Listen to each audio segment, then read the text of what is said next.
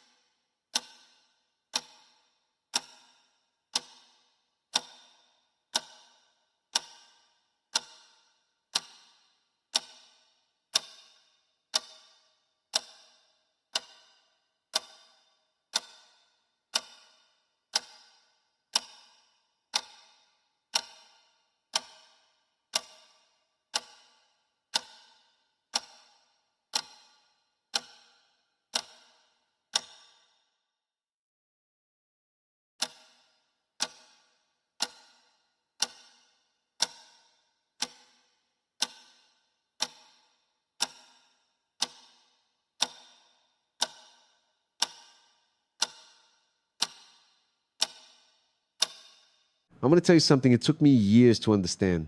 And maybe by the end of this conversation, it'll make as much sense to you as it finally made to me. For a long time in my life, I did everything right. I woke up early. I worked hard. I kept my word.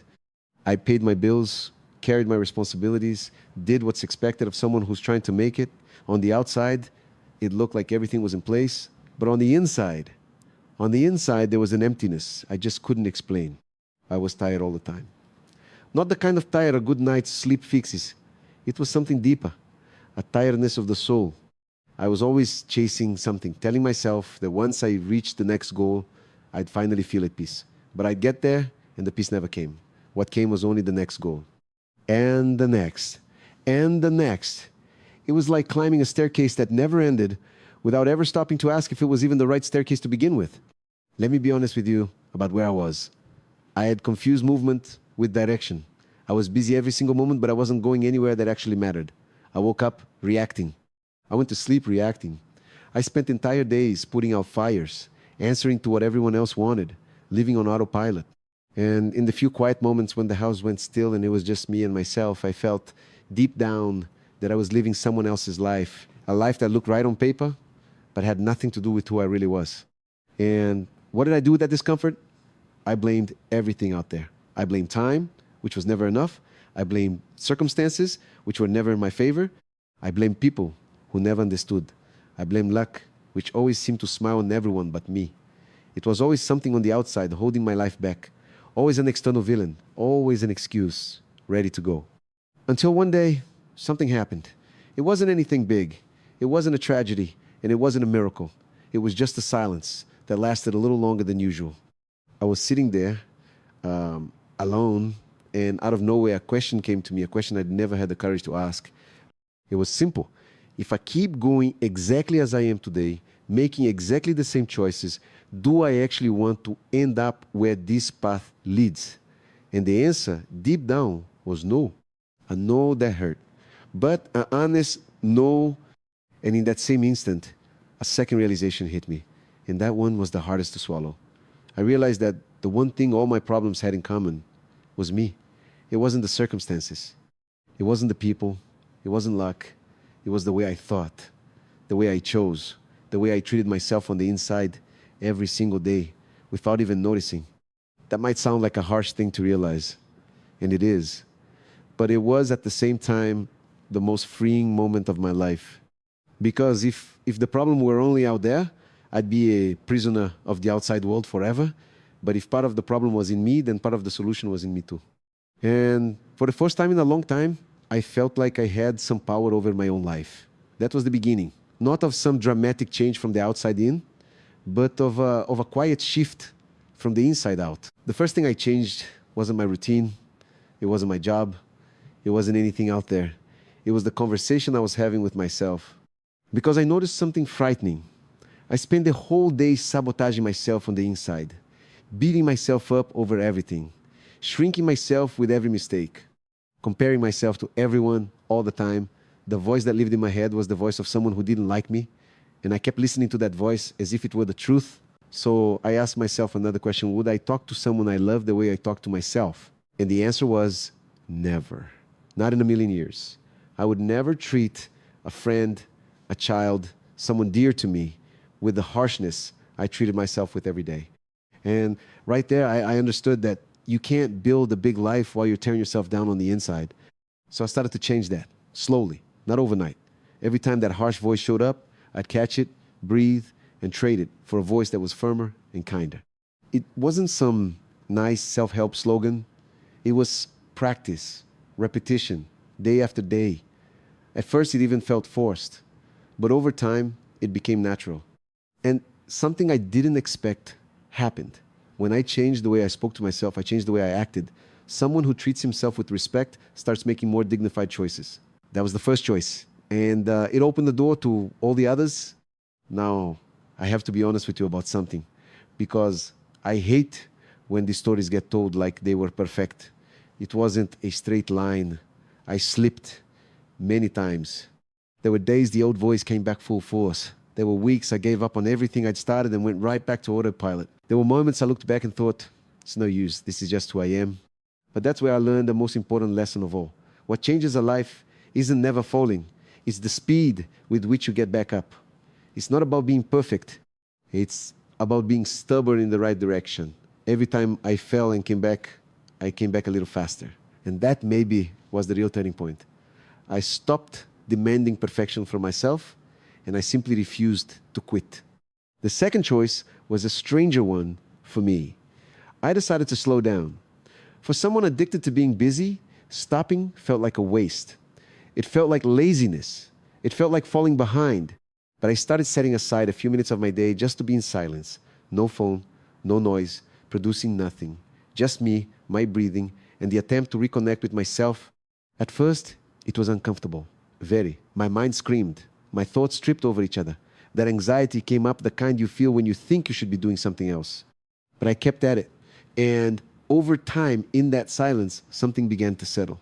The waters that were always stirred up started to calm. And when the water settles, you can finally see the bottom. It was there, in that space, that I found something I had lost without even noticing.